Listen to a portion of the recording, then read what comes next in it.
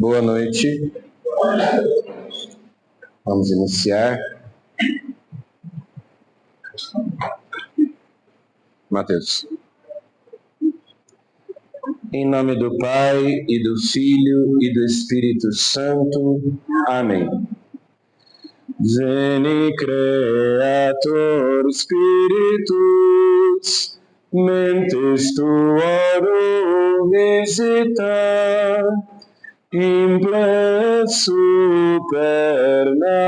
gratia, que tu creasti pectora, qui diceris Paraclitus, donum Dei altissimi, fons vivus iis caritas, et spiritualis unctium, tu septiformis munere, dextre Dei tu digitus, turrite promissum Patris, sermone ditas gutura, accende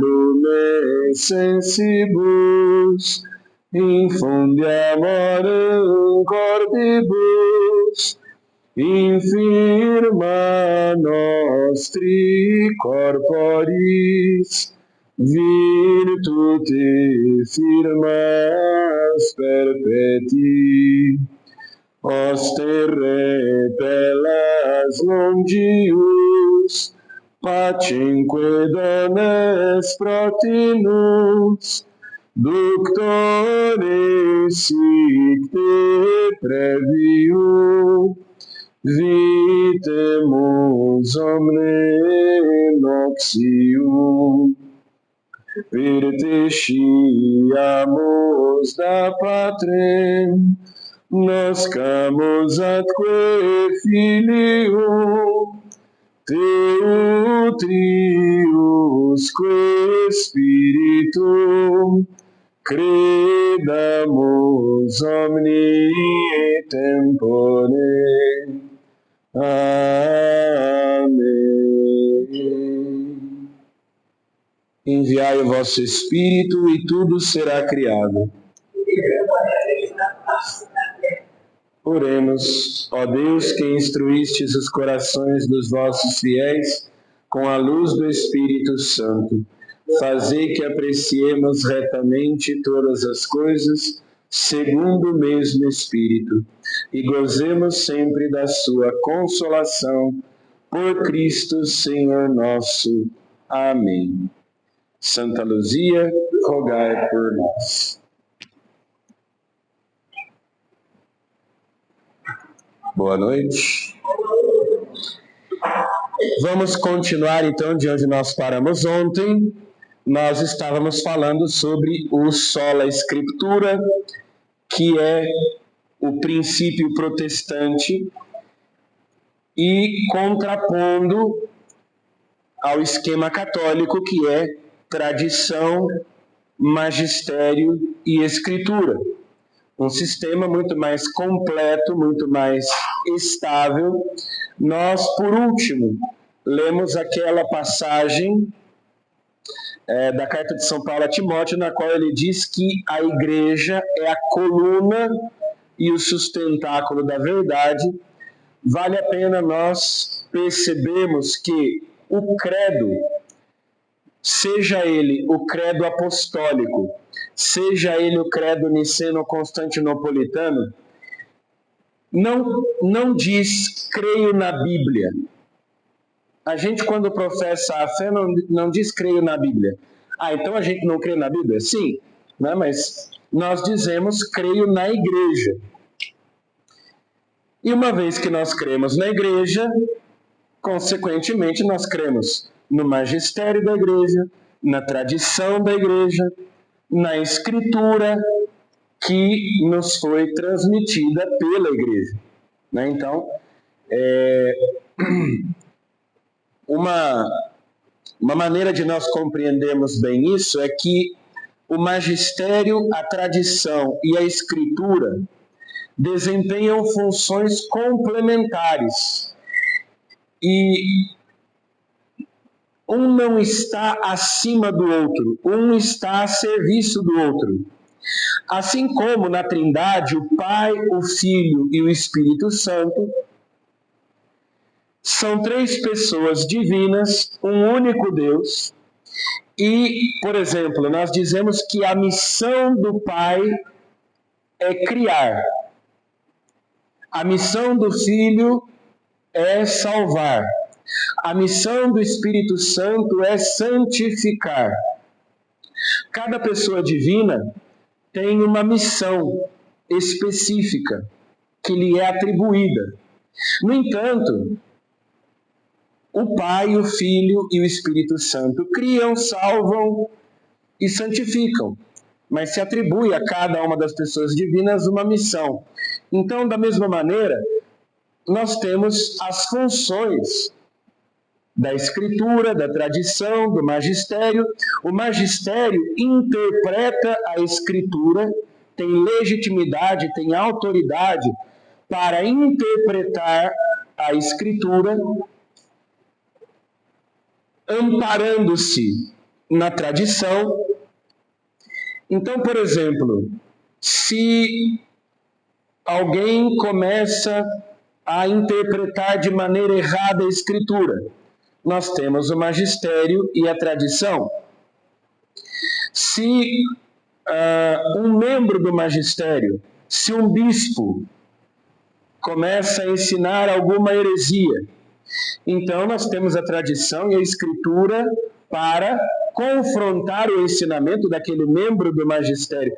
Porque vejam, a palavra de um bispo ou de um papa até, quando não é ex-cátedra, não é necessariamente a palavra do magistério, né? Porque o magistério da igreja são todos os bispos e papas do passado, do presente e do futuro.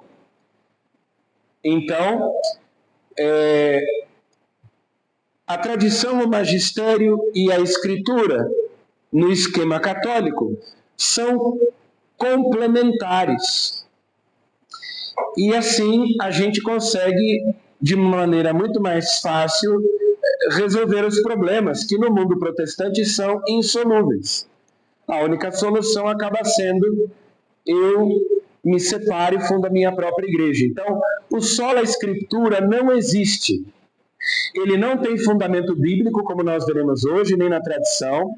Ele só se tornou possível a partir da invenção da imprensa, quando se tornou possível que cada pessoa pudesse ter uma Bíblia para ler e interpretar livremente.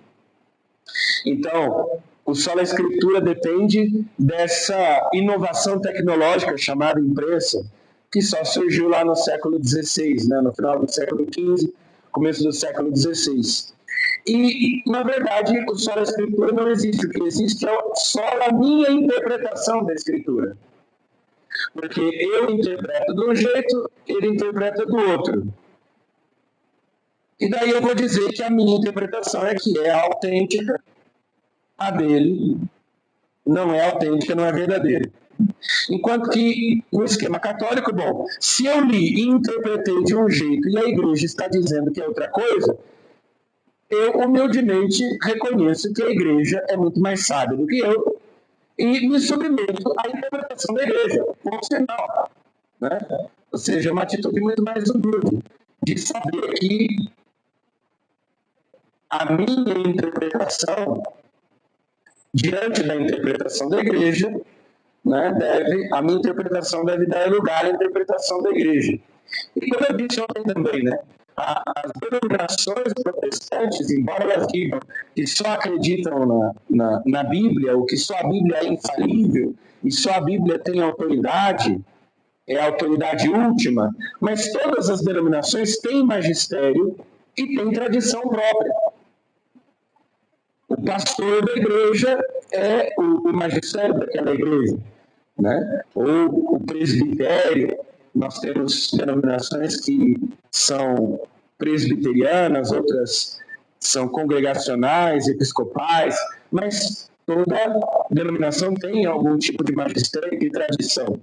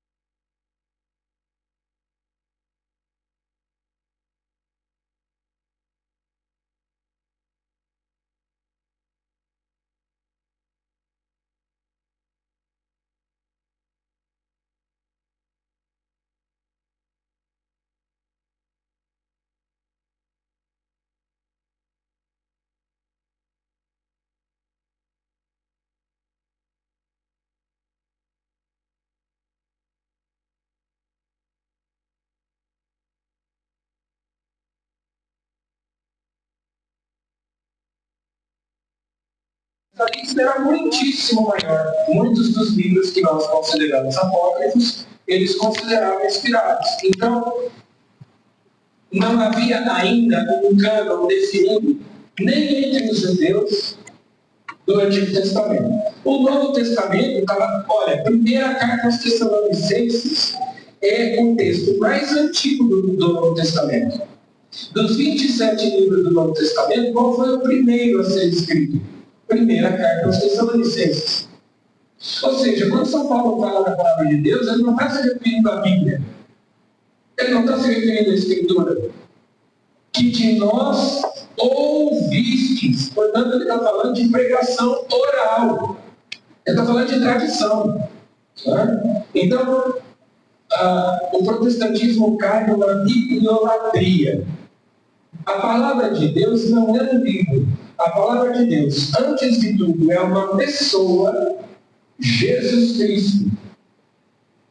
O Evangelho de São João diz que ele é o verbo, ele é a palavra, o Logos. Então, a palavra é Jesus, ele é a palavra definitiva de Deus para a humanidade. Ele é a plenitude da revelação. E nós queremos que a revelação se encerrou com a morte do último apóstolo.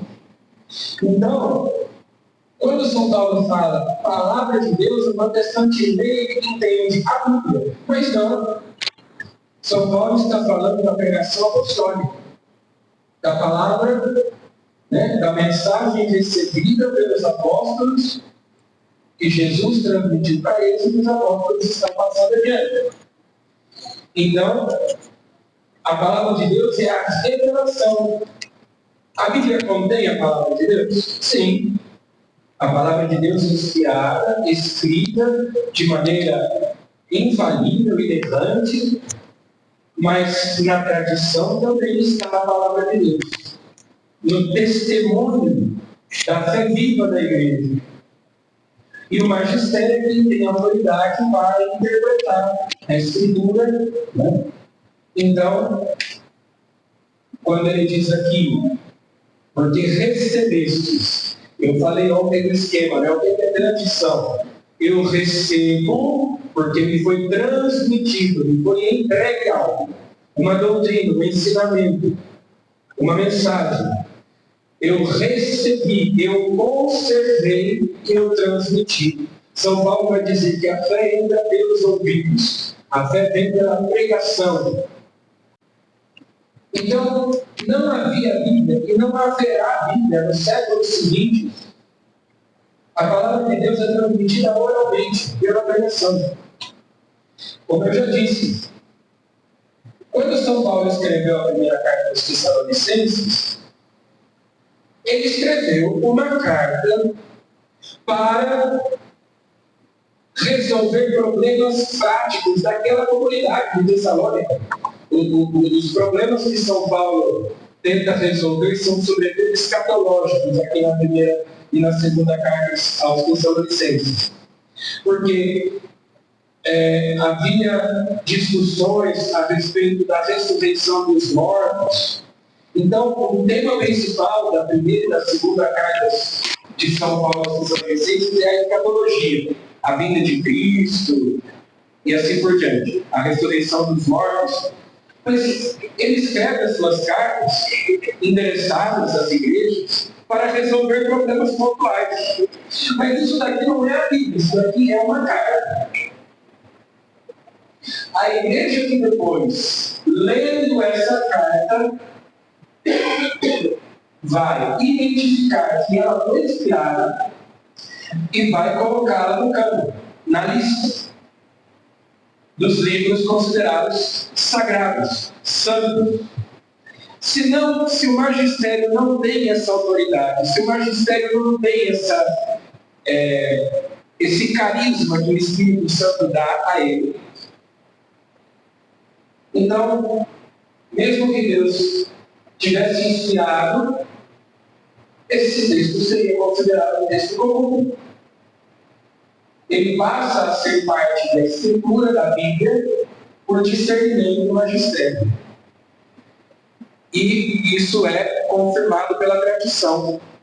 A tradição vai mostrando. Então, como eu já disse para vocês, Apocalipse de São João. Na época lá do concílio de Nicéia, no século IV, ainda havia quem não aceitasse que o Apocalipse de São João fosse um livro inspirado, um livro canônico. A carta aos Hebreus, a carta de Tiago, tem alguns livros que demoraram para terem a sua canonicidade aceita, enquanto outros textos, como as cartas de Santo Inácio de Antioquia, como a carta de São Clemente Romano, e outros textos, Peregrinação de Etéria, eram textos que alguns padres da igreja consideravam inspirados e que não entraram depois no cânon. Então, o grande equívoco é que muitas vezes o protestante a palavra de Deus ele tem de Bíblia. Não. A Bíblia contém a palavra de Deus, mas a palavra de Deus ela foi depositada na igreja. A revelação foi entregue à igreja. E a igreja, então, considerou na Escritura a revelação, mas ela conserva também na tradição a palavra de Deus. Então, que de nós ouvistes, recebestes e acolhestes, não como palavra de homens, mas como palavra de Deus. Vejamos então sobre a autoridade que Jesus dá aos apóstolos. Jesus tinha incontáveis discípulos. Mas ele escolhe 12 e chama aqui apóstolos, que serão os pastores, que serão os mestres do novo povo de Deus, que é a igreja. Ele não dá essa autoridade a todos os cristãos, ele não dá essa autoridade a todos os batizados, a todos os discípulos. Essas palavras de Jesus são dirigidas aos apóstolos, aos 12. Então ele diz: toda a autoridade que foi dada no céu e na terra. Mateus 28, é o finalzinho do Evangelho. Jesus é um pouquinho antes da ascensão. Na verdade, no Evangelho de São João, São Mateus, aliás, não é narrada a ascensão. Esse aqui é o final do Evangelho. O Evangelho termina aqui, com essa frase. Então, como é que São Mateus termina? Ele, no Evangelho, contou a vida de Jesus. Lá do seu nascimento até a sua morte e ressurreição. E como é que ele termina? Com o envio dos 12. Ou seja, a obra de Jesus agora continua na igreja, por meio dos apóstolos. Toda a autoridade me foi dada no céu e na terra. Ide, pois, e ensinai a todas as nações.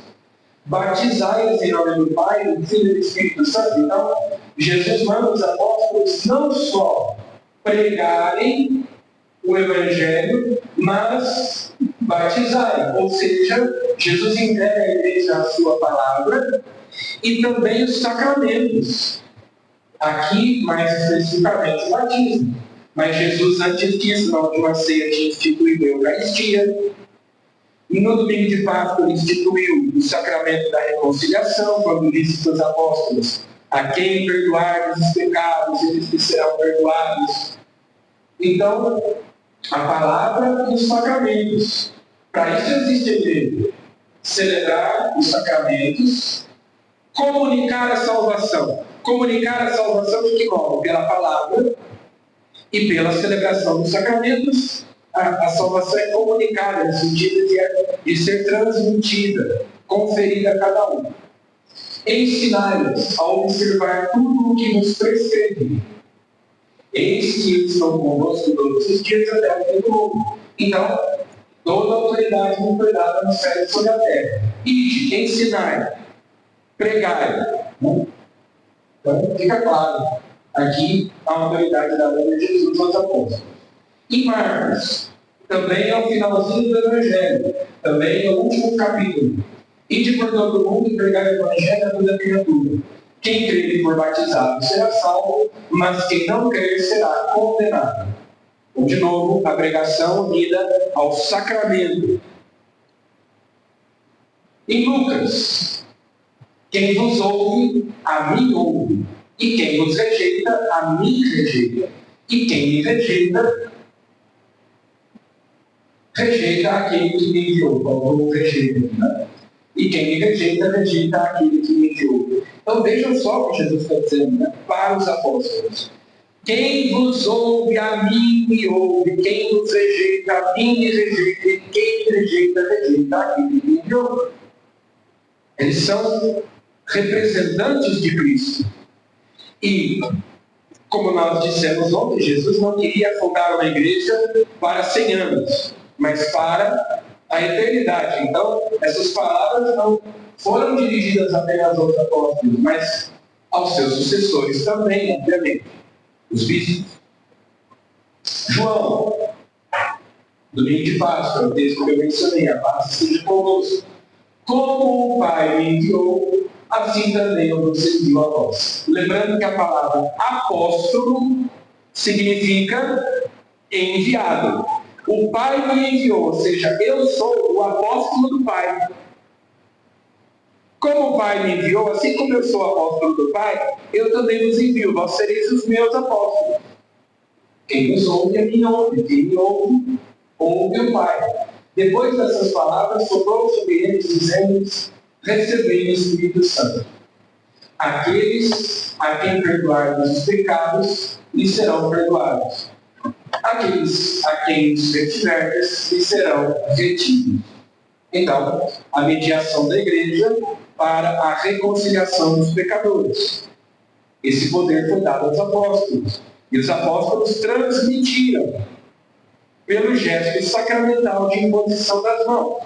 Vocês sabem que todo sacramento tem para acontecer matéria, forma e ministro. O ministro é aquele que junta matéria e forma.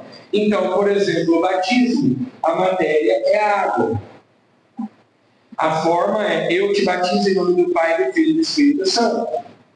O ministro é ordenado, mas qualquer pessoa pode batizar validamente se, ao batizar, tiver a intenção de fazer aquilo que a igreja faz. A gente sabe, né, que em artigo de morte, qualquer pessoa pode batizar validamente, até uma pessoa não batizada.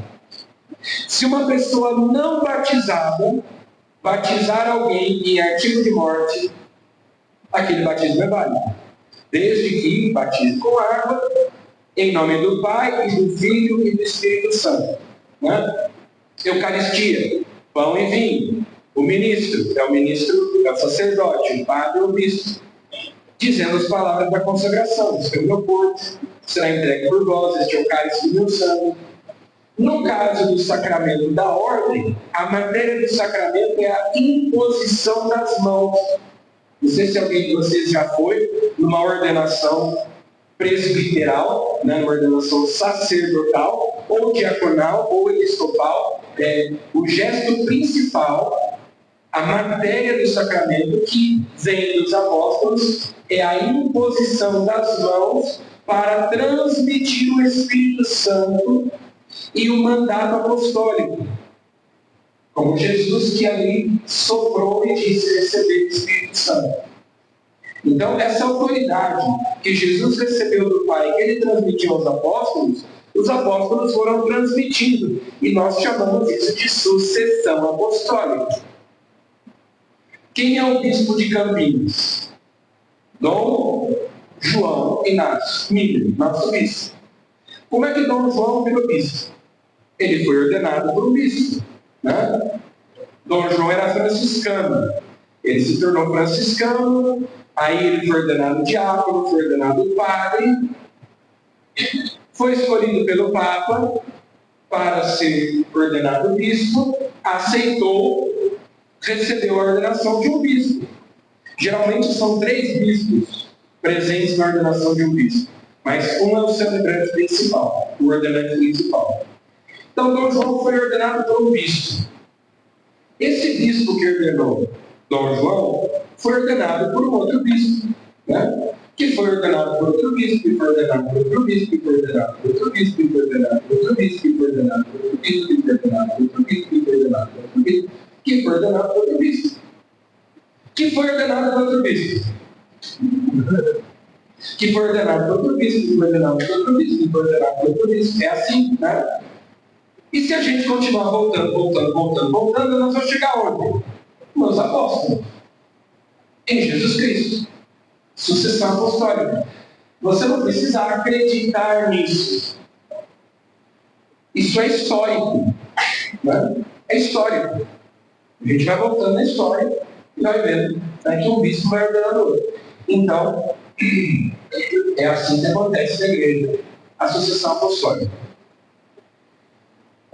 Vamos ver como se deu isso aqui, então, na continuidade da igreja. Atos. Enquanto celebravam o culto do Senhor, depois de terem jejuado, disse-lhes o Espírito Santo: separai Barnabé e Saulo para a obra a que os tenho destinado. Então, jejuando e orando, impuseram-lhes as mãos e os despediram. O gesto da imposição das mãos, que aparece aqui como o envio de Paulo e Barnabé como apóstolos para pregarem o Evangelho. Atos 14. Em cada igreja instituíam anciãos. Lembrando que a palavra ancião em grego é presbíteros. Então, instituíam presbíteros. E após orações com jejuns, encomendaram-nos ao Senhor em quem tinham confiado. Então, aqui, Paulo e Barnabé foram instituindo em cada igreja presbíteros. assim como eles mesmos tinham sido constituídos. Agora, carta a Tito. Quem era Tito? Tito foi companheiro de viagem de São Paulo, e Paulo deixou Tito em Creta como bispo. Eu te deixei em Creta para acabares de organizar tudo e estabeleceres anciãos, ou seja, ordenares padres, presbíteros em cada cidade, de acordo com as normas que te tracei. Isso aí. 1 Timóteo. Timóteo também era bispo de Éfeso. Torna a levar-te a recomendação que te dei quando parti para a Macedônia. Devias permanecer em Éfeso para impedir que certas pessoas andassem a ensinar doutrinas extravagantes e a preocupar-se com fábulas e genealogias. Essas coisas, em vez de promoverem a obra de Deus e se baseiam na fé, só servem para ocasionar disputas. Então, aqui São Paulo está dizendo a Timóteo que ele foi deixado por São Paulo como bispo em Éfeso e que a missão principal dele era guardar a fé contra os que ensinavam doutrinas extravagantes, contra os hereges, que já surgiam dentro da igreja naquele tempo. Timóteo, 1 Timóteo ainda. A ninguém imponha apressadamente as mãos, para que não venhas a tornar-te cúmplice dos pecados alheios. Conserva-te puro. O que São Paulo está dizendo aqui? Um pouquinho antes ele falou, que eu te deixei aí para você constituir anciãos. Mas não tenha pressa de impor as mãos sobre alguém. Pensa bem antes de ordenar alguém. Então, essa expressão, impor as mãos, significa o sacramento da ordem. Em outros contextos, pode significar também o sacramento da crisma, da confirmação, que é quando os apóstolos, depois de uma pessoa ser batizada, impunham as mãos para que aquela pessoa recebesse o Espírito Santo. Mas nesse contexto aqui, referindo-se a Timóteo e a Tito, trata-se da ordenação. 2 Timóteo, eu te exorto a reavivar a chama do dom de Deus que recebestes pela imposição das minhas mãos. Então, de novo, a imposição das mãos significando a ordenação. Agora, eu coloquei esse texto aqui, porque nós estamos falando de tradição, e esse texto aqui é muito usado pelos protestantes para dizer o seguinte: nós protestantes acreditamos na Bíblia e nós guardamos a palavra de Deus. Vocês católicos ficam guardando tradições. E olha o que Jesus disse aqui para os fariseus: em vão vos me cultuam, porque ensinam doutrinas e preceitos humanos. Deixando o mandamento de Deus, vos apegais à tradição dos homens. E Jesus acrescentou: na realidade, invalidais o mandamento de Deus para estabelecer a vossa tradição. Então os protestantes pegam esse texto para dizer que é isso que nós católicos fazemos. Anulamos a palavra de Deus, o mandamento de Deus, para seguir os preceitos humanos, doutrinas humanas, de homens, uma tradição, né? Claro, e isso é você tirar o texto completamente do contexto. O próprio Jesus vai dizer na outra passagem que os mestres da lei se sentam, os fariseus, os mestres da lei, se sentam na cátedra de Moisés e que eles têm autoridade para interpretar a lei. E aí ele diz: façam o que eles ensinam, mas não façam o que eles fazem. Porque eles ensinam uma coisa e fazem outra. Então veja, o problema não é a tradição. A tradição que nós recebemos e que nós conservamos não são tradições e preceitos humanos, mas divinos. Foram recebidos pelos apóstolos de Jesus. Não são tradições. Existem tradições na igreja, mas o que nós dizemos que é sagrada é a sagrada tradição, com T maiúscula, tradição apostólica. Então, não se aplica isso. Nós vamos ver, então, outras passagens nas quais a tradição é mencionada como algo positivo. Vamos lá.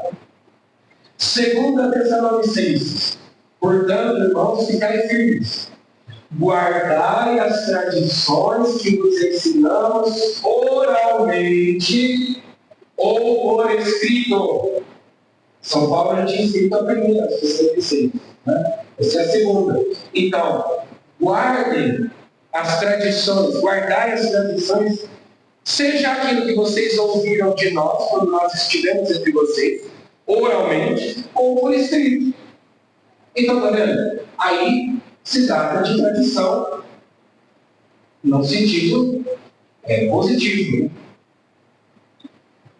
2 Tessalonicenses. Nós vos ordenamos, irmãos, em nome do Senhor Jesus Cristo, que vos afasteis de todo irmão que leva a vida desordenada e contrária à tradição que de nós recebestes.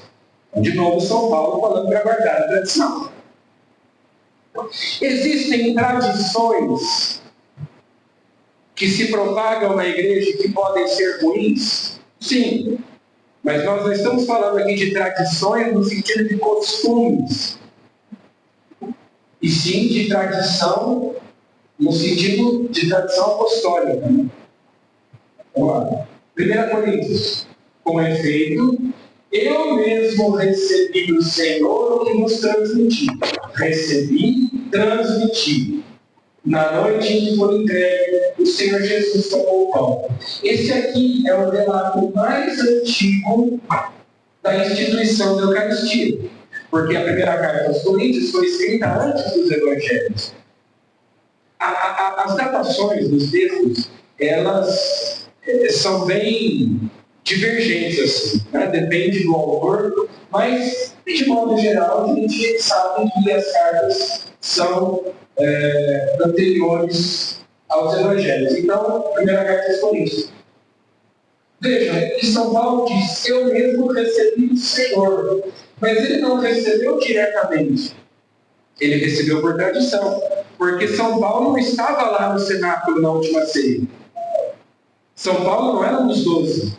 Ele não participou da última ceia. Ele não estava presente. Mas aquilo que ele recebeu por tradição, o relato da instituição da última ceia, ele transmite como sendo algo recebido do Senhor.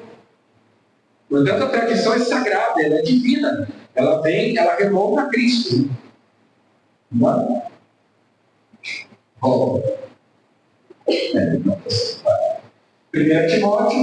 Timóteo, guarda o depósito. Que depósito é esse? Depósito no fim, é o depósito da fé. Então, Jesus depositou a palavra, depositou a verdade, a revelação na igreja. Qual que é a missão do bispo? Timóteo era bispo. O bispo tem a missão de guardar o depósito. O nome do documento que o Papa Francisco escreveu recentemente: Traditionis Custodes, guardiões da tradição. Essa é a função do bispo, ser guardião do depósito da fé, da tradição apostólica. Então São Paulo está dizendo para Timóteo que essa é a missão dele. Né? Os padres da igreja diziam: a palavra de Deus está mais escrita no coração da igreja do que em papel e tinta, do que em texto. 2 Timóteo, guarda o precioso depósito, pela virtude do Espírito Santo que habita em nós. Então, de novo aí, né? O precioso depósito. Timóteo, você é bispo. Aquilo que você recebeu, guarda, conserva e transmite para os outros, integralmente, sem adulterar, sem falsificar. 2 Timóteo, desde a infância conheces as Sagradas Escrituras e sabes que elas têm o poder de comunicar a sabedoria que conduz à salvação pela fé em Jesus Cristo. Os protestantes usam muito esse livro aqui para fundamentar só a Escritura. Toda a Escritura é inspirada por Deus e útil para ensinar, para repreender, para corrigir e para formar a justiça, Por ela, o homem de Deus se torna perfeito e capacitado para toda obra. O protestante diz, está dizendo aqui que toda a Escritura é inspirada por Deus e que é útil para ensinar, para corrigir, etc. E tal. Sim, mas nós não estamos discordando disso. Né? É que o protestante implicitamente coloca que, em vez de toda a Escritura, ele diz somente a Escritura. Não é somente, é útil. Né? A Escritura é útil para ensinar, defender, corrigir, formar na justiça. Mas, e outra, vamos voltar para a ideia. Quando São Paulo escreveu a segunda carta a Timóteo, já lá em Roma, antes da sua morte, antes do seu martírio, a Bíblia já existia? O cânon bíblico já existia? Não. Então, quando ele fala Escritura, ele não está se referindo ao Antigo Testamento. Ele nem está se referindo ao Novo Testamento. Ele está dizendo, olha, é útil usar o Antigo Testamento para ensinar, para corrigir, porque a palavra de Deus é inspirada. Os textos lá do Antigo Testamento. Né? A gente vai ver que, ainda na era apostólica, eles já começaram a considerar alguns textos inspirados, como as próprias cartas de São Paulo. Mas isso aqui não fundamenta, até porque, vejam o que ele diz aqui, conheces as Sagradas Escrituras e sabes que elas têm o poder de comunicar a sabedoria e a salvação. Desde a infância, porque Timóteo tinha uma avó e uma mãe que eram cristãs. Timóteo já nasceu numa família cristã. Então, isso aqui de maneira nenhuma é um fundamento só da Escritura, ao contrário. Está dizendo que a Escritura é inspirada por Deus, a gente concorda que ela é útil, mas não está dizendo que ela é a única fonte da revelação. 2 Timóteo. E aí, 2 Timóteo 3, 14 e 17. Esse é o texto que os protestantes leem para nós, para justificar o uso da Escritura. Mas um versículo antes, vamos ver o que São Paulo diz. Tu, porém, permanece firme naquilo que aprendeste e creste. Sabes de quem aprendeste? De quem ele aprendeu? De São Paulo. Do próprio São Paulo. Então, antes de falar da Escritura, São Paulo está dizendo, permanece firme naquilo que aprendeste e creste, porque você aprendeu de mim.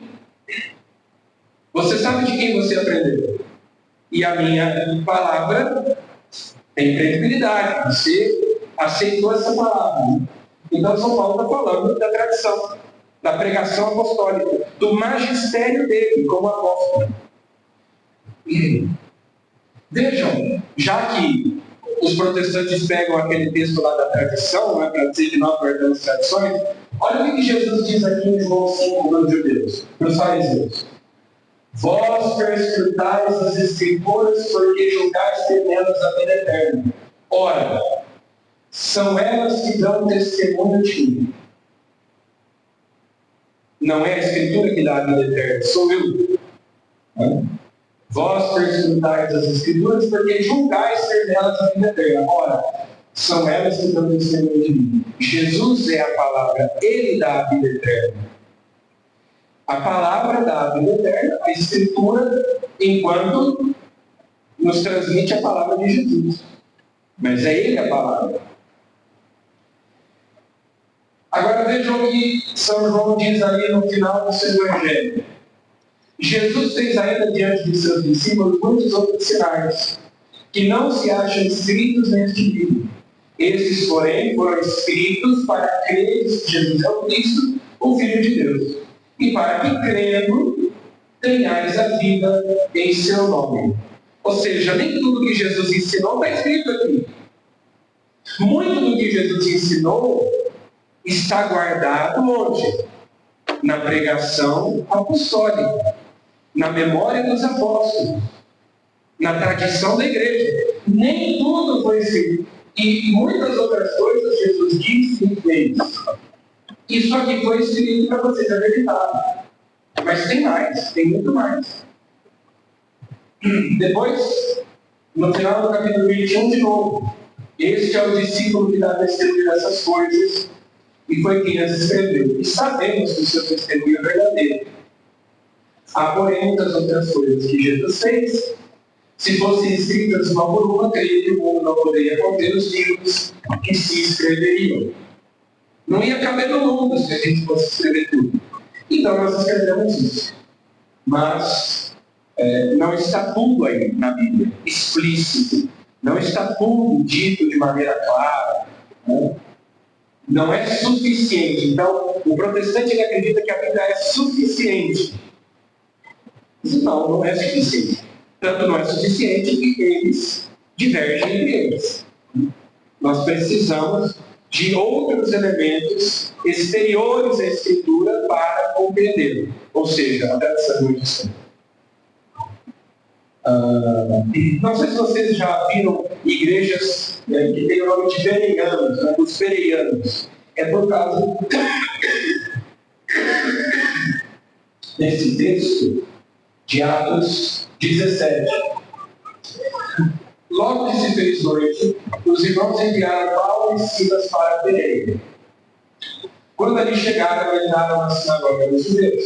E estes eram mais nobres do que os de Tessalônica, e receberam a palavra com ansioso desejo, indagando todos os dias nas Escrituras se essas coisas eram de fato assim. Então os protestantes dizem que, olha, os bereanos, o pessoal lá de Bereia, eles eram mais nobres do que os de Tessalônica, porque todos os dias eles indagavam nas Escrituras se essas coisas eram de fato assim.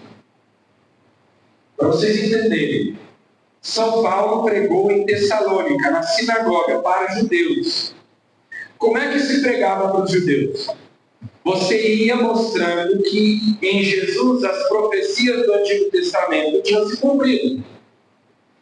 E alguns deles se converteram, outros expulsaram Paulo da cidade.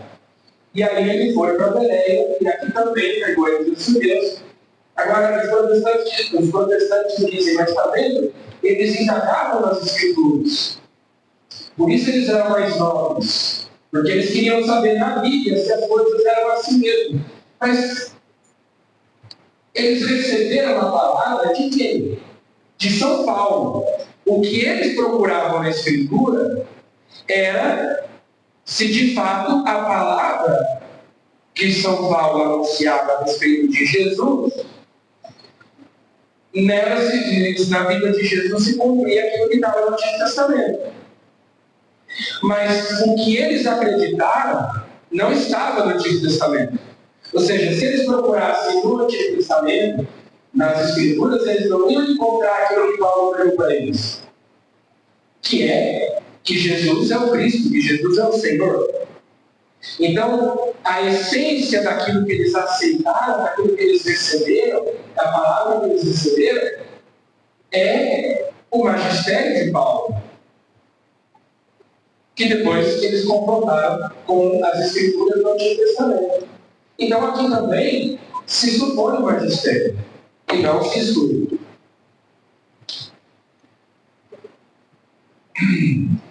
Segunda Pedro.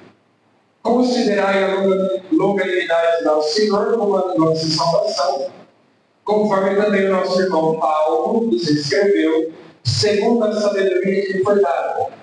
Isso mesmo faz ele em todas as cartas, ao falar delas desse tema. Olha que interessante. São Pedro está falando sobre as cartas de São Paulo. É verdade que em suas cartas se encontram alguns pontos difíceis de entender, que os ignorantes e vacilantes torcem, como fazem com as demais Escrituras para a sua própria perdição. Então aqui tem várias coisas interessantes. Primeiro, que as cartas de São Paulo já começavam a ser consideradas, segundo o próprio São Pedro, já começavam a ser consideradas como parte das Escrituras, como sendo inspiradas. O cânon ainda não tinha sido elaborado, mas já se começava a considerar que eram textos inspirados. Agora, ele diz que os ignorantes e vacilantes torcem o sentido de alguns pontos difíceis de entender para a sua própria perdição. Ou seja, já no começo, já naquela época, se eles ficassem só com o texto escrito de São Paulo, tinha gente que entendia errado. E quem que ia corrigir? Quem que ia dar a interpretação correta? O bispo, o magistério. Então, São Pedro está mostrando aqui, meu amigo, a Bíblia pela Bíblia, ela dá ensejo a muitas interpretações. Gente, você justifica qualquer coisa com a Bíblia. Você justifica racismo, você justifica escravidão, você justifica o que você quiser. Você vai conseguir encontrar algum texto, algum versículo. Edir Macedo, recentemente, alguns anos atrás, tem um vídeo, se vocês procurarem no YouTube, um vídeo do Edir Macedo defendendo a prática do aborto e justificando na Bíblia. Buscando lá, se não me engano agora, em Provérbios, um texto que diz lá que é melhor não ter nascido do que esta vida de sofrimentos, alguma coisa assim. E aí ele pega um texto da Bíblia para justificar que é legítimo sim praticar aborto. Então, com a Bíblia você justifica o que você quiser. Basta você saber encontrar o versículo certo. Né? Sem tradição e sem magistério, a Bíblia, como já disse um pastor protestante, é a mãe de todas as heresias.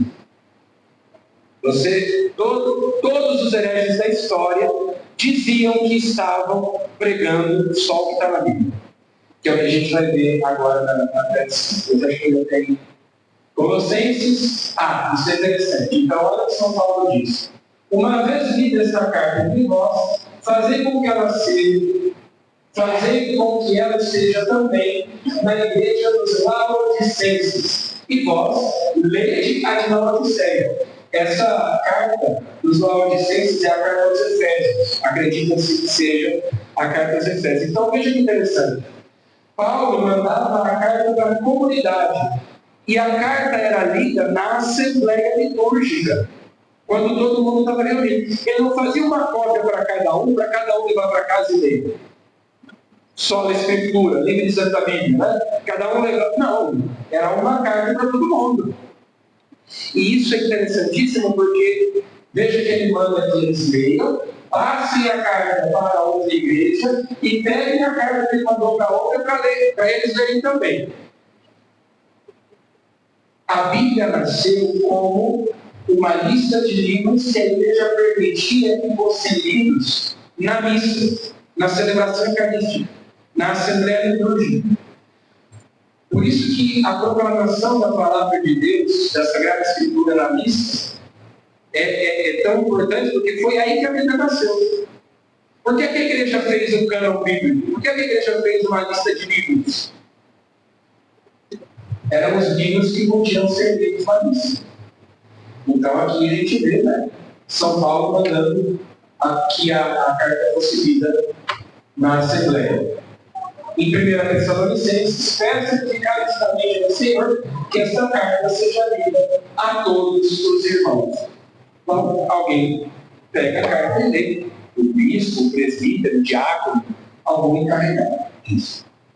Muito bem. Então, aí nós fechamos a parte da fundamentação bíblica. E por todos esses textos que nós lemos, acho que ficou mais do que claro que o sola Escritura não tem fundamento bíblico. A Bíblia não ensina o sola Escritura. Que só a Bíblia é fonte de autoridade, de doutrina. Não. Ao contrário. Né? O que a Bíblia nos ensina é que nós temos que ouvir o magistério, que nós temos que ouvir a tradição e a Escritura.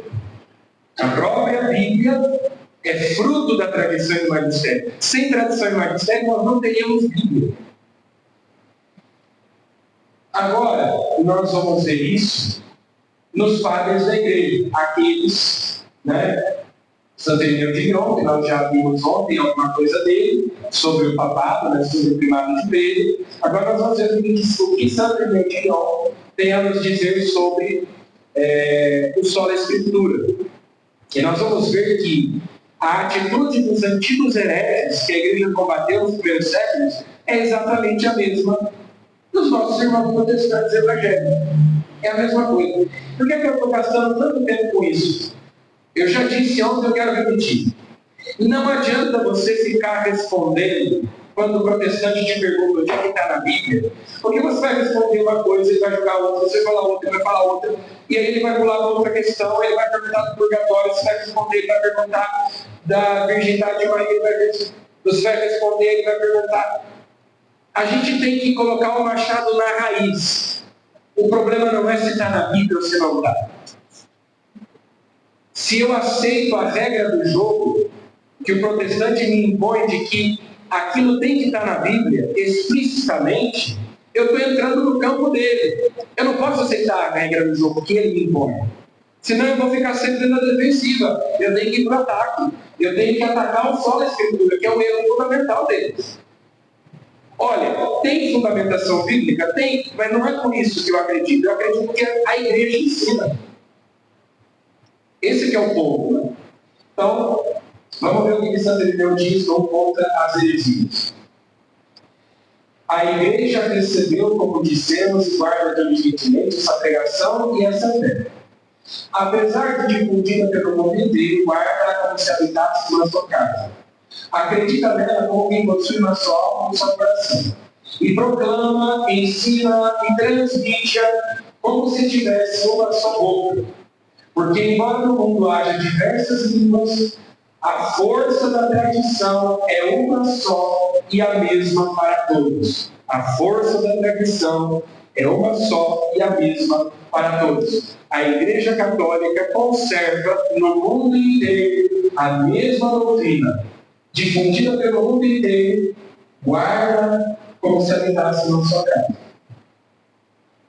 Sendo as nossas provas tão fortes, não é necessário procurar outras pessoas aquela verdade que facilmente podemos encontrar na igreja. Porque os apóstolos trouxeram como num rico celeiro. Celeiro aqui nos lembra a ideia de depósito, né? Lá de São Paulo, depósito, celeiro. Tudo que pertence à verdade, a fim de cada um que o deseje encontre aí a domínio da vida. Por outro lado, deve amar-se com zelo extremo o que vem da igreja e guardar a tradição da verdade.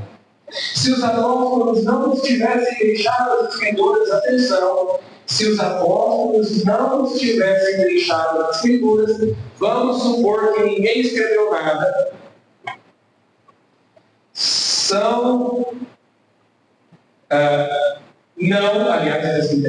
não se deveriam seguir a ordem da tradição que elas transmitiam àqueles a quem confiavam as igrejas. Não se deveriam seguir a ordem da tradição que eles transmitiam àqueles a quem confiavam as igrejas. Se nós não tivéssemos a Bíblia, então nós iríamos perguntar aos sucessores dos apóstolos. Muitos povos bárbaros que creem em Cristo adotam esta mesma maneira de proceder. Sem papel nem tinta, levam a salvação escrita em seus corações, pelo Espírito. Guardam escrupulosamente a antiga tradição, creem em só Deus, Criador do céu e da terra, de tudo que neles existe, e em Jesus Cristo, Filho de Deus. Na imensidade do seu amor pela obra que tinha modelado, quis nascer de uma virgem igual a Deus. Padeceu sob Pôncio Pilatos, ressuscitou, foi glorificado. Vocês vejam que nós temos aqui uma espécie de pedra, né? Um símbolo. Virá na sua glória, salvador dos que se salvarão, e juízo dos que serão julgados. E enviará o fogo eterno os deformadores da verdade e os que desprezam o seu Pai e a sua vida. Pode ir? A verdadeira gnose, Santo Irineu de Lyon escreveu o Contra as Heresias para combater a gnose dos gnósticos, né? Que era uma heresia da época. A verdadeira gnose, a palavra gnose significa conhecimento, ciência. Então, a verdadeira sabedoria, o verdadeiro conhecimento é a doutrina dos apóstolos. O antigo organismo da igreja difundido por todo mundo. A igreja é um organismo vivo, é o corpo de Cristo. A marca distintiva do corpo de Cristo que consiste na sucessão dos bispos. A marca distintiva do corpo de Cristo. Como é que eu sei qual é a verdadeira igreja de Cristo? A sucessão dos bispos, aos quais os apóstolos entregaram cada igreja local. É a manutenção fiel das Escrituras que chegou até nós.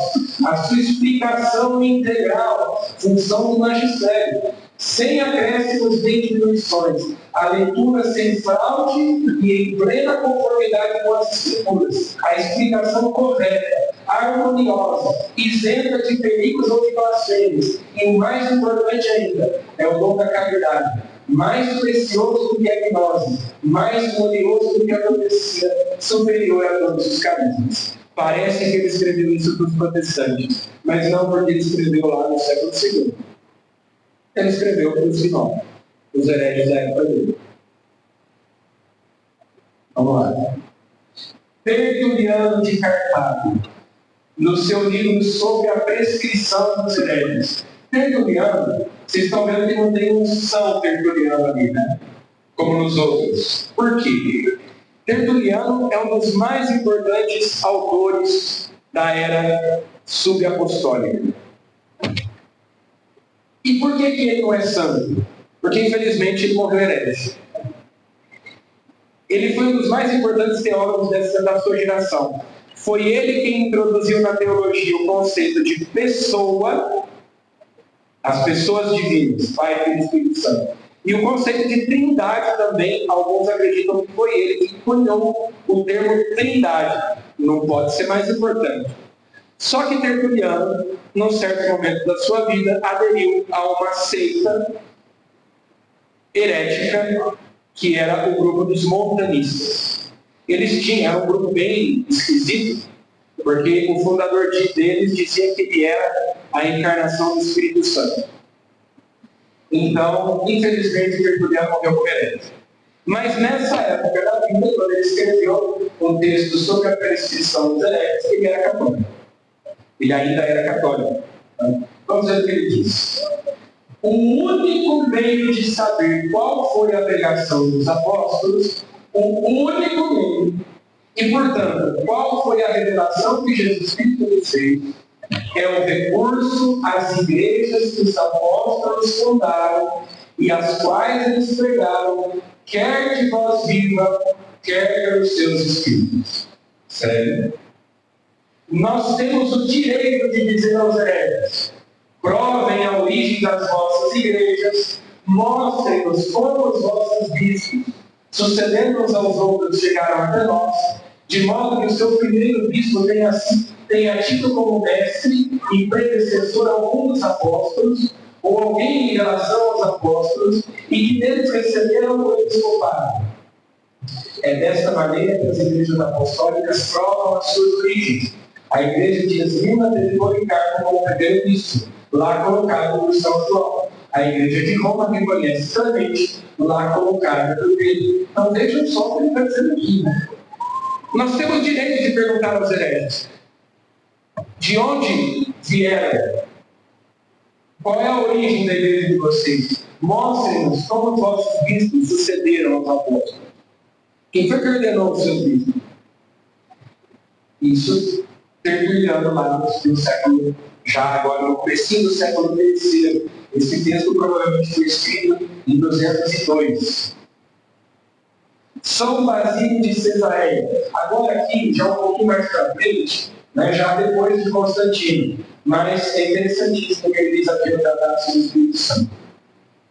Meta comum de todos os adversários e inimigos da sã doutrina é abalar o fundamento da fé em Cristo, arrasando, fazendo desaparecer a tradição apostólica. Por isso, eles, aparentando ser detentores de bons sentimentos, recorrem a provas extraídas das Escrituras e lançam para bem longe, como se fossem objetos vivos, os testemunhos orais dos padres. É o que os hereges fazem.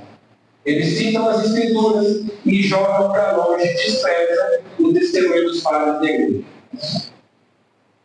São Vicente de Leves. Esse eu coloquei, ele já é bem posterior, né? Século V, mas porque São Vicente de Leves, no seu livro Comonitório, ele desenvolveu uma regra geral que é conservada pela Igreja Católica até hoje, como distinguir a verdadeira fé da heresia. Então aqui nós vamos ver o que é que ele diz. Como é que a gente faz para separar o joio do trigo? A verdadeira fé da heresia. Havendo interrogado com frequência com maior verdade e atenção as inúmeras pessoas, sobressalentes em santidade e doutrina, sobre como distinguir por meio de uma regra segura, régula, é a régula fide, é a regra da fé. Uma regra segura, geral e normativa, a verdade da fé católica, da falsidade perversa da heresia, quase todas me integraram a mesma resposta. Só um segundinho.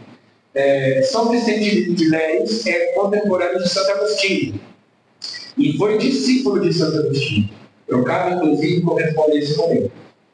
Então, qual que é a regra?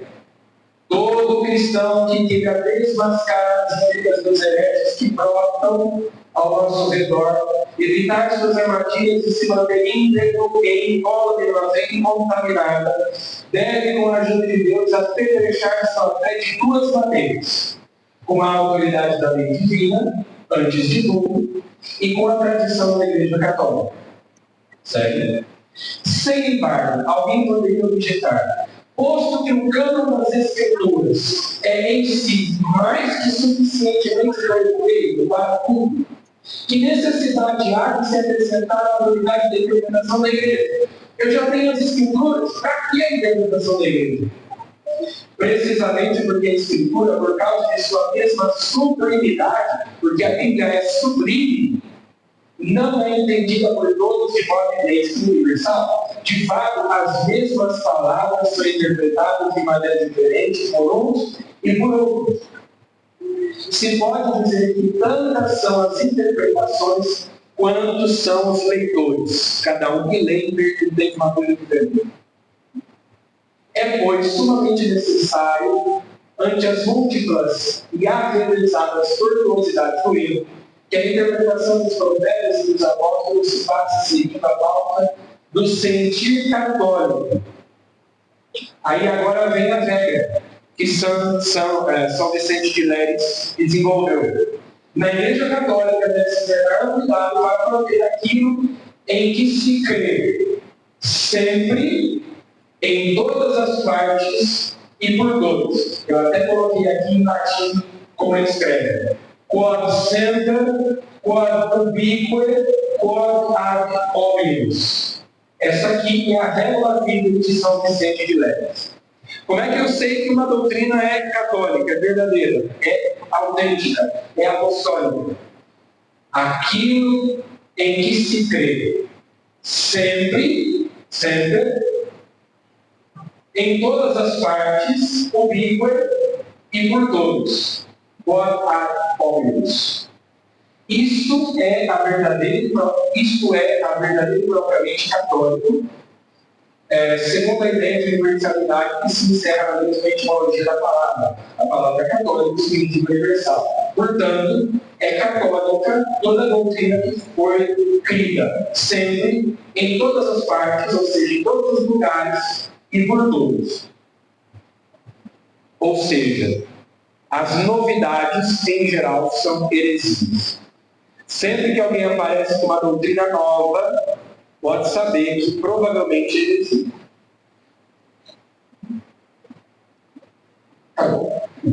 Bom, vamos abrir para as perguntas.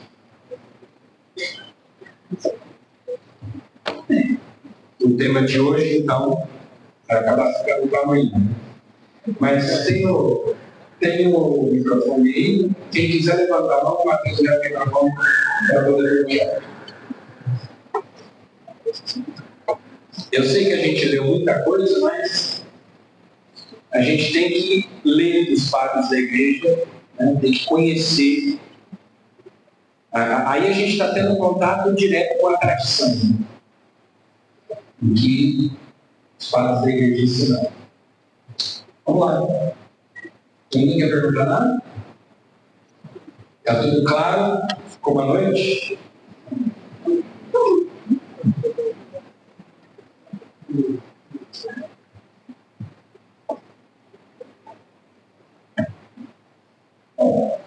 Ou todo mundo entendeu tudo, ou ninguém entendeu nada.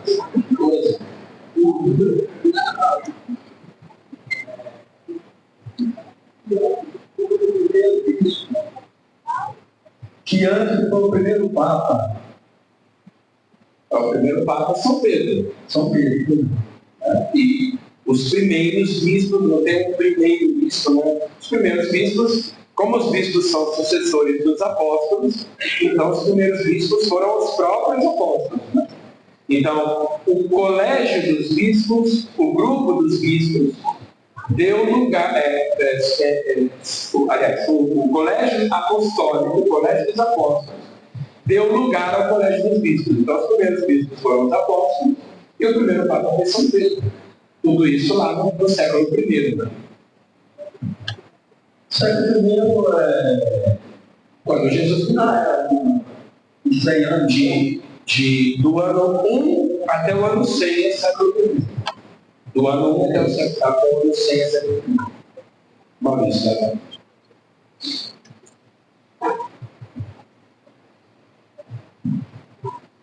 Padre Fernando, o porquê que Pedro e Paulo foram para Roma?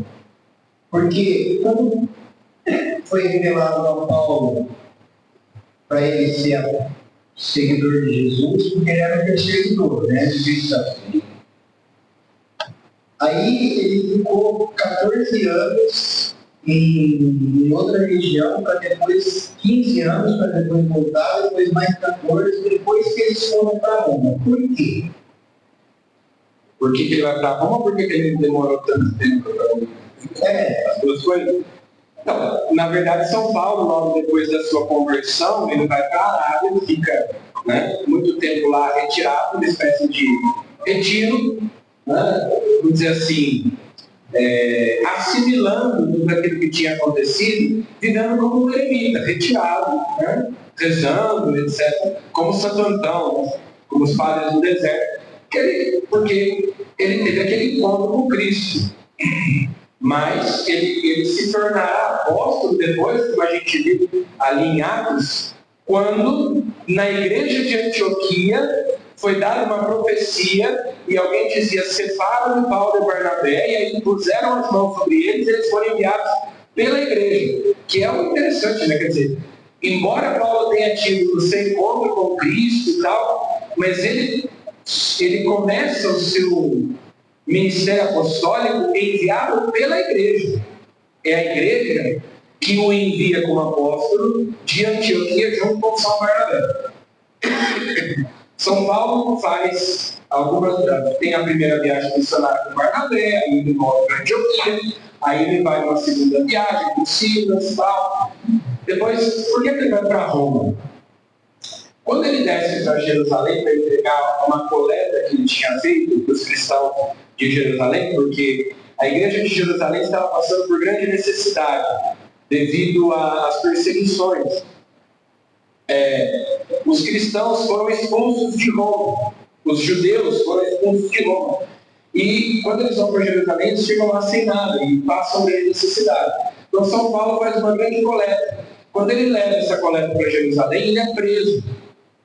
E aí, ele teme pela própria vida, e aí ele apela ao imperador romano, porque São Paulo tem cidadania romana. Ele pede que ele não seja julgado pelo tribunal ali dos judeus, mas que ele seja julgado pelo imperador em Roma. E ele já tinha o desejo de ir a Roma. Por que Pedro e Paulo vão a Roma? Porque é a capital do império. É o centro de tudo. Então, quando Jesus diz lá em Atos: sereis as minhas testemunhas em Jerusalém, na Samaria, na Galileia, até os confins do mundo. O que eram os confins do mundo para eles? Roma. Chegar a Roma significava chegar aos confins do mundo, porque é o centro do mundo. O que chegava em Roma depois se espalhava para todo canto. Então o desejo de chegar a Roma, tanto de São Pedro quanto de São Paulo, consistia justamente nisso, né? Se Jesus mandou que nós pregássemos o Evangelho a toda criatura, que a sua mensagem chegasse aos confins do mundo, então nós temos que chegar lá no coração do Império Romano, na capital do mundo. Que é o lugar mais importante. Não é aquela expressão, todos os caminhos levam a Roma. Então, há relatos aí que eles iam fundar, eles não constituíam famílias, não falavam das famílias. os apóstolos não constituíam famílias. Então, alguns apóstolos nós sabemos que eram casados. Na verdade, a gente sabe que São Pedro era casado porque é mencionada a sua sogra, né? Que Jesus curou a sogra de Pedro.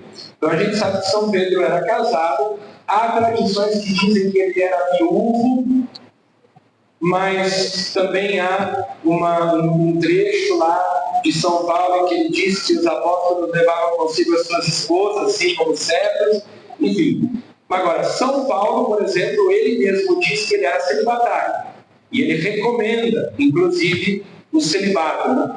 Então, por exemplo, São João, São Paulo, nós sabemos que eram celibatários, fizeram a opção do celibato. Talvez porque, por exemplo, São João era o mais novo dos apóstolos. Então, quando ele começou a seguir Jesus, ele era solteiro, e aí ele não se casou e escolheu o celibato. Os outros, quando começaram a seguir Jesus, já eram casados. Agora, vejam que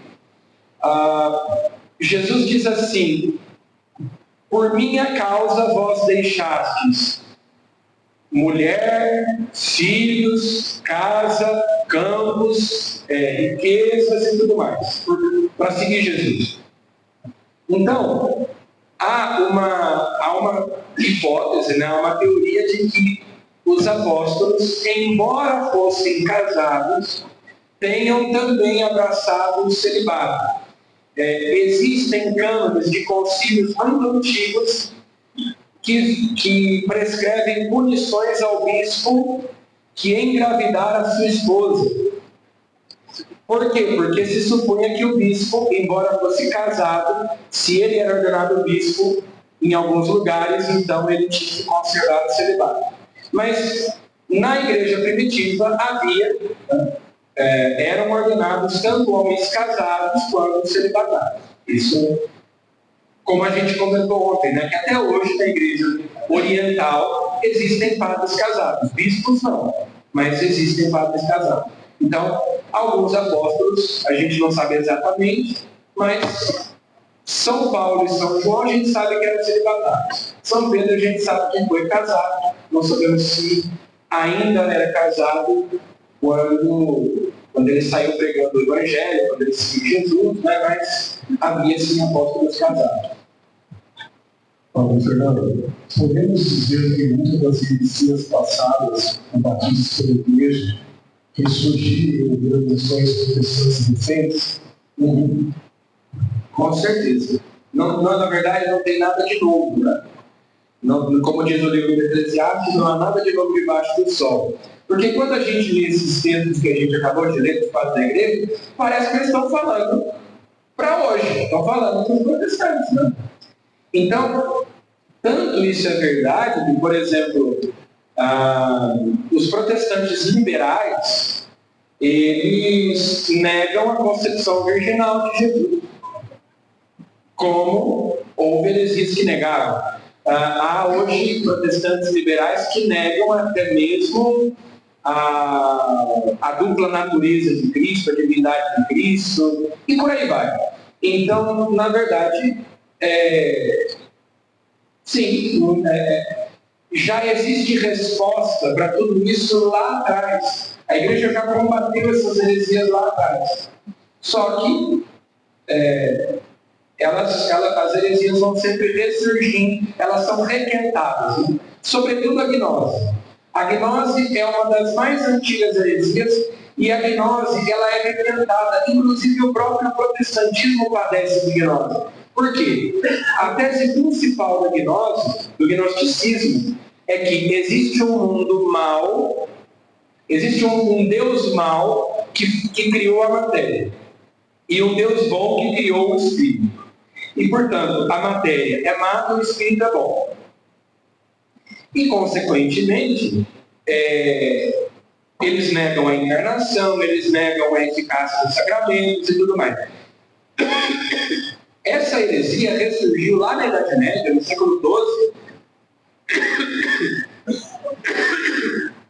com os cátaros e albigenses. Os cátaros e albigenses repetiam exatamente a mesma ladainha dos gnósticos. E por que é que os protestantes, em geral, não acreditam na eficácia dos sacramentos? Porque eles têm uma tendência gnóstica. Por que essa questão de água benta, sacramentais, imagens e tudo mais? Porque para eles tem essa coisa gnóstica do que é material é mal. Só o que é bom é o que é espiritual. Não, Deus criou tanto o corpo quanto a alma, tanto a matéria quanto o espírito. E Deus se usa da matéria, Deus se usa do mundo material para manifestar o espiritual, que é o que acontece nos sacramentos. Deus, por meio de sinais visíveis, realiza graças invisíveis. Por meio de instrumentos materiais, ele comunica a graça material e espiritual. Então, de fato, não é nada de novo. Qualquer uma dessas coisas, se a gente procura lá nos padres da igreja, a gente vai encontrar resposta. É só heresia requentada. Boa noite. Minha pergunta é em relação aos livros. No que mencionou, qual o principal motivo de eu ter retirado 7 livros? O porquê? E o senhor tinha falado que na imprensa, ou seja, a imprensa, o primeiro registro de que tinha 73 livros. Existe outro registro que afirma essa parte também? Sim, eu dei esse exemplo, né, da imprensa, mas se você pegar, por exemplo, a Vulgata Latina, que é a Bíblia que São Jerônimo traduziu dos originais para o latim, né? São Jerônimo, que também é aí do século V. Na Bíblia traduzida por São Jerônimo tem os 73 livros. Né? Então, quer dizer, sempre foram esses 73. Mas por que Lutero tirou esses livros?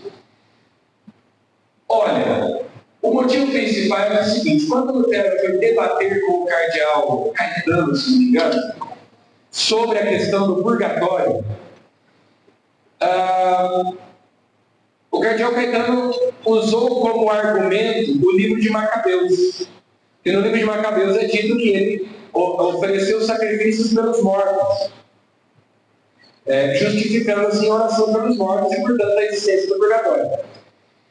Quando Lutero viu que Macabeus justificava, fundamentava a existência do purgatório, aí ele falou: então esses livros vão ser inspirados. Começou por aí, né? E aí Lutero começou, por exemplo, na primeira tradução que Lutero fez do Novo Testamento, não tinha a carta de São Tiago. Lutero chamava a carta de São Tiago de carta de palha. Por quê? Porque a tese fundamental de Lutero era: a justificação é somente pela fé, sem as obras. O que é que a carta de São Tiago diz? A fé sem obras é morta. Bom, Lutero diz que ele só crê no que está na Escritura, mas quando a Escritura desmente a doutrina dele, ele faz o quê? É uma carta de palha. Ela não reflete o verdadeiro Evangelho. E Lutero pensou em tirar da Bíblia a carta de São Tiago. Acabou não fazendo, né? Na verdade, não foi Lutero que tirou esses livros, né? nos primeiros anos ali da Reforma, no primeiro século, ainda os protestantes publicavam as suas Bíblias como 73 livros. Embora esses livros, que são chamados de deuterocanônicos, eles eram publicados à parte, mas eram publicados juntos. Depois é que eles, com o tempo, foram descartados. Mas, no fundo, é um pouco por isso.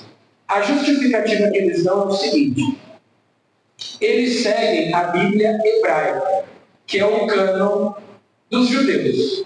É a Bíblia dos judeus. A Igreja Católica usa a Septuaginta, que é a tradução grega do Antigo Testamento, que foi feita em Alexandria, antes de Cristo. Por que a Igreja usa a Septuaginta? Porque essa era a Bíblia que os primeiros cristãos usavam. Se a gente pega o Novo Testamento, a maioria das citações do Antigo Testamento e do Novo Testamento são tiradas da Septuaginta. Então, porque a Igreja, logo, com a pregação de São Paulo, sobretudo, mas não só, ela cresce tanto para fora do mundo judaico que a maior parte dos cristãos era de origem grega e não judaica. Por isso, eles usavam a versão do Antigo Testamento grega. E essa versão grega tinha alguns livros que depois a versão judaica não teria. E aí, essa é uma parte importante. Porque quando é que foi definido? Eu disse para vocês que na época de Jesus, o cânon do Antigo Testamento não estava fechado ainda. Porque cada grupo achava que era uma lista diferente. Só depois da destruição do Templo de Jerusalém, que alguns rabinos se reuniram num concílio, me fugiu agora o nome do concílio, é um sínodo, acho que é de Jâmina, o sínodo de Jâmina, se eu não estou enganado, se eu não estou fazendo confusão agora. Foi um concílio judaico, alguns rabinos se reuniram para definir o cânon do Antigo Testamento. E um dos critérios que eles usaram para abolir é porque esses 7 livros que não tem na Bíblia protestante, que não tem no cânon hebraico, naquela época, pelo menos, se pensava que eles tinham sido escritos em grego, não em hebraico. E outra razão é que os cristãos usavam. Então, um dos critérios deles terem abolido esses livros é justamente porque os cristãos usavam esses livros. E nesse mesmo concílio, os cristãos foram definitivamente excomungados das sinagogas. Até aquele momento ainda, tanto é que São Paulo, São Pedro, os apóstolos, eles começavam a pregar nas sinagogas, convertendo os judeus, e depois eles passavam a pregar com os pagãos. Como esse sínodo, então, foram expulsos, foram excomungados os cristãos das sinagogas. Então, hoje a gente sabe, por exemplo, o livro do Eclesiástico, que é um desses livros deuterocanônicos, que tem na Bíblia Católica e não tem na Bíblia Protestante. Acreditava-se que ele tinha sido escrito em grego, mas hoje se sabe que ele foi originalmente escrito em hebraico, ou aramaico. Então, na verdade, os protestantes adotam a Bíblia hebraica, o cânon que foi definido pelos judeus, lá depois do ano 70, depois de Cristo, e cujo um dos critérios foi justamente excluir alguns daqueles livros que os cristãos utilizavam. Enquanto que os primeiros cristãos utilizavam a Septuaginta, utilizavam o Antigo Testamento grego. Então, basicamente é isso. Mas, até aquele momento, a canonicidade desses livros não era questionada. Ela só foi questionada depois da Reforma Protestante. Mas até então, todo mundo sempre considerou esses livros inspirados. Eles são chamados deuterocanônicos. Deutero é segundo. Cânon, lista, então é uma segunda lista justamente porque eles são livros mais recentes. Eles foram escritos já no finalzinho do Antigo Testamento, já sob influência grega, então, por isso, escritos em grego, mas a igreja sempre considera esses livros inspirados. Então, os protestantes consideram que esses livros não são inspirados. Mas o Novo Testamento é igual. Sobre o judaísmo, porque muitos deles recebem o inferno, eles acreditam no purgatório, mas tem muitos judeus que não acreditam no inferno. Em que base eles afirmam isso? Então, o judaísmo, já na época de Jesus, como nós dissemos hoje, ele tinha vários partidos, eram várias seitas, eram vários grupos, ele não era uma realidade homogênea. Então, por exemplo, se você pega lá na época de Jesus, os saduceus, que eram os sacerdotes, representantes de uma teologia mais antiga, eles não acreditavam em nada após a morte. Eles acreditavam que com a morte acabou. Então, eles não acreditavam na existência da alma, eles não acreditavam na existência de anjos, nem de demônios, eles não acreditavam na ressurreição. Tanto é que tem uma passagem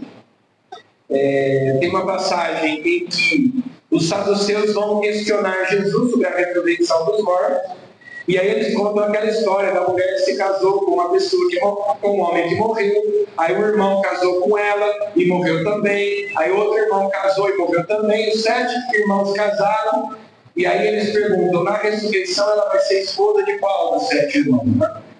Querendo dizer que a ideia da ressurreição era uma coisa meio ridícula. E Jesus responde com base na passagem de Moisés, da sarça ardente. Por quê? Porque para os saduceus, só os 5 primeiros livros da Bíblia eram inspirados. Só o Pentateuco, só a Torá. Então Jesus vai buscar um argumento lá na Torá, lá no Pentateuco. Pois bem, então, já os fariseus acreditavam na existência de anjos, na existência de demônios, na existência da ressurreição, da alma, etc.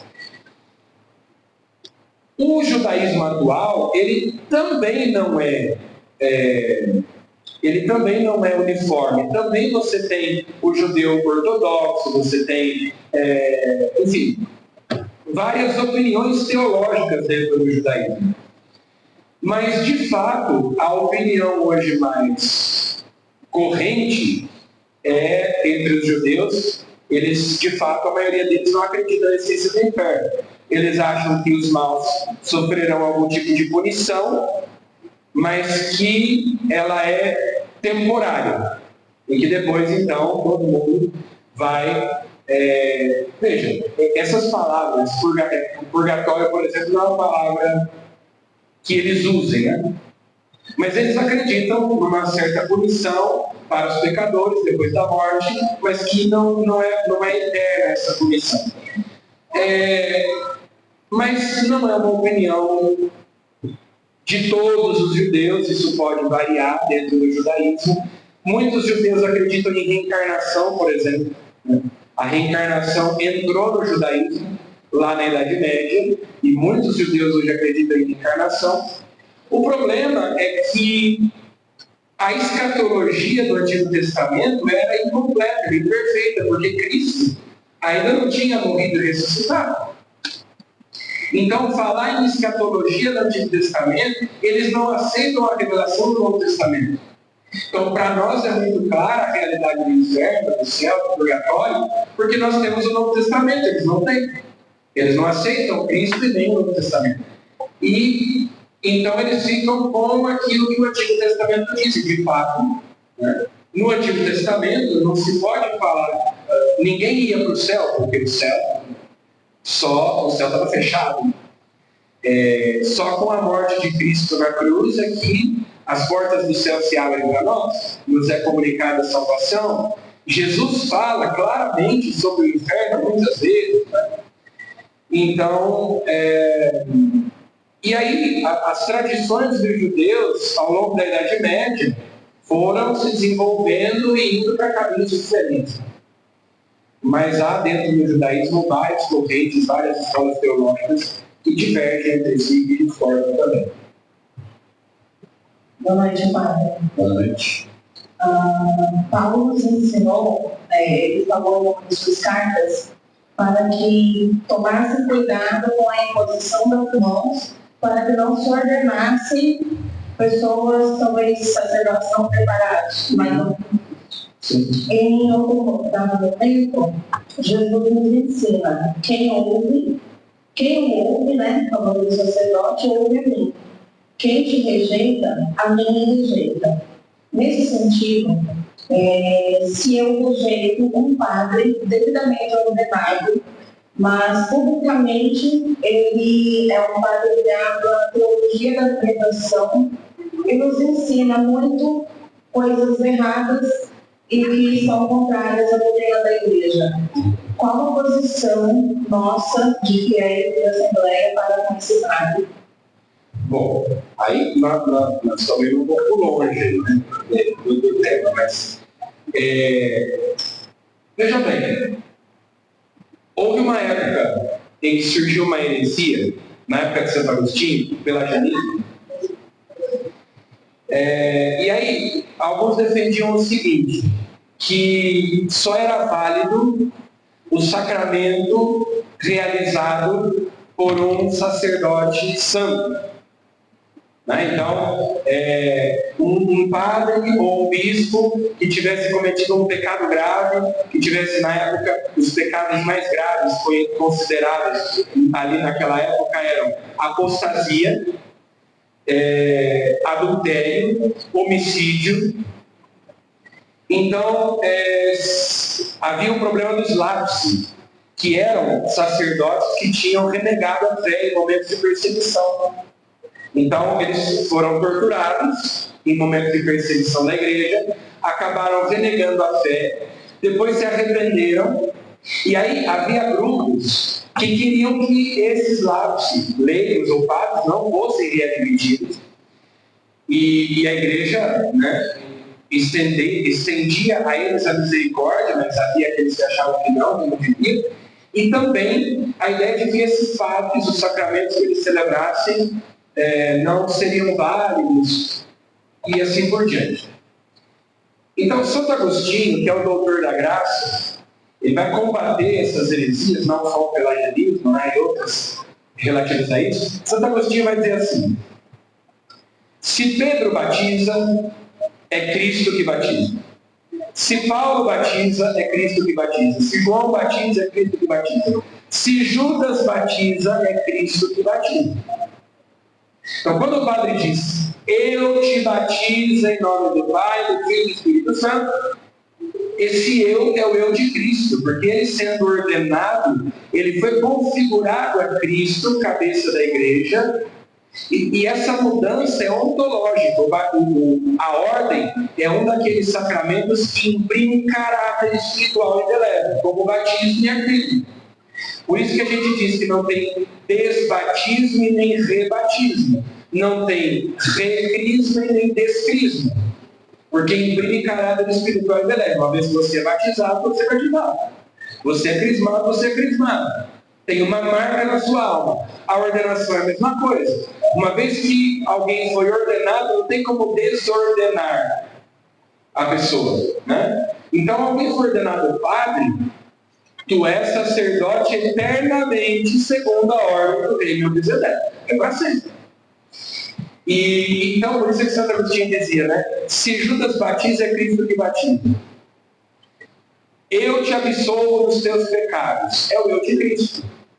Eu te batizo em nome do Pai, é o eu de Cristo. Isso é o meu corpo que será entregue por vós. Então, quando celebram os sacramentos, o padre atua em persona Cristo, na pessoa de Cristo. Então, se o padre é santo, ou se o padre é pecador, se o padre ensina a doutrina, ou se o padre ensina heresia, não interessa. Ele é padre. Se ele celebra correto, a não ser que o padre, por exemplo, altere na celebração do sacramento, ele não respeite, como a gente falou antes, a matéria ou a forma do sacramento. Então, sei lá, né, um caso que aconteceu nos Estados Unidos, de uma pergunta que foi feita à Santa Sé. Havia um diácono que durante anos batizou com a fórmula: nós te batizamos em nome do Pai, do Filho e do Espírito Santo. E a Santa Sé respondeu que esses batizados eram inválidos, porque a forma do batismo é eu e não nós, porque o nós dá a entender que é a comunidade que batiza, mas é Cristo que batiza. Então é eu e não nós. Conclusão: um padre que tinha sido batizado por esse diácono descobriu que todos os sacramentos que ele tinha recebido eram inválidos. E daí ele teve que ser batizado, crismado e ordenado de novo. E aí, imagine só, ele tinha celebrado o casamento, batizado, celebrado missas, atendido confissões, e tudo foi inválido porque o sacramento que ele recebeu, o primeiro sacramento que eu batismo, era inválido. E daí todos os outros se tornam inválidos também. Então, veja, foi um problemão, né? Então, a não ser que o padre mude a fórmula do sacramento ou a matéria do sacramento, o padre chega aqui e decide celebrar a missa com Coca-Cola e bolacha de água e sal. Essa missa, além de sacrílega, vai ser inválida, porque a matéria do sacramento não é essa. A bolacha de água e sal não vai se transformar no corpo de Cristo, nem a Coca-Cola vai se transformar no sangue de Cristo. Não é a matéria do sacramento. Do contrário, né, o sacramento é válido. Então, o que Santo Agostinho defendeu na época era justamente isso. Não importa se o padre é pecador ou se ele é santo, não importa se o padre é um herege ou se ele celebrar o sacramento como a igreja celebra, conforme o rito aprovado pela igreja, com a intenção de fazer aquilo que a igreja faz, o sacramento é válido. E nesse aspecto, né, a gente deve respeitar qualquer sacerdote enquanto sacerdote. E, obviamente, se ele ensinar alguma doutrina herética, errada, eu fico com aquilo que ensina a igreja, não com aquilo que ensina aquele padre. Né? Porque, ensinando uma doutrina herética, ele está indo contra o seu próprio ministério. Mas ele continua sendo padre, então, ou bispo. Então, eu devo respeitar enquanto padre ou bispo, mas eu vou aquilo que ele ensinar, que não é o que eu, não é conforme o ensinamento da igreja, ainda por um ouvido e sai por outro. Bom, como infelizmente, a gente sabe o que acontece. Tem padre que fala, sei lá, que o diabo não existe, que o inferno não existe, que o purgatório não existe, e por aí vai. Né? E tal coisa que a igreja ensina que é pecado não é pecado. Tem essas coisas. Mas continua sendo padre. No momento em que celebra os sacramentos, desde que não adultere a forma e a matéria do sacramento, infelizmente a gente sabe, tem gente que vai se confessar, o padre, em vez de dar absolvição, vai, meu filho, Deus perdoou o seu pecado. Não teve absolvição, não teve perdão dos pecados. O padre tem que dizer: eu te absolvo em nome do Pai, do Filho e do Espírito Santo. E tem padre aqui: que maravilha, Jesus é misericórdia, vai em paz. Você, infelizmente, confessou, mas não teve absolvição, não teve sacramento. Né? Então tem essas coisas assim, que podem acontecer. Mas, aí no caso, o padre está do jeito daquele que é a norma. Certo? Então vamos concluir, já é 15 para 10. Pula para o Paulinho.